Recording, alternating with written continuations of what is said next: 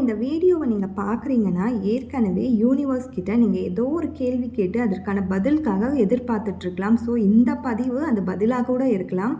உங்களுக்கான பதில் என்ன அப்படின்னு நம்ம பார்க்கலாம். First, clinging to the past. Second பார்க்கும்பொழுது கில்ட். அடுத்ததாக சைலண்ட். அடுத்ததாக கான்ஷியஸ்னஸ். ஸோ உங்கள் மனசுக்குள்ளே ஏதோ ஒரு பாஸ்ட் நீங்கள் வச்சிட்ருக்கீங்க. அந்த பாஸ்ட் உங்களுக்கு கில்ட்டாக மாறி இருக்கு. அந்த பாஸ்ட்டில் இருந்த அந்த நெகட்டிவான ஃபீலிங்ஸோ நெகட்டிவான இமோஷன்ஸோ என்ன ஆகிருக்குதுன்னா கில்ட்டாக மாறி உங்களுக்கு வரீஸாக மாறி இருக்குது. உங்களுக்கு அதுவே அந்த பாஸ்ட்டில் தான் இருக்கீங்க. அந்த கில்ட்டில் தான் இன்னுமே சுற்றிட்டுருக்கீங்க.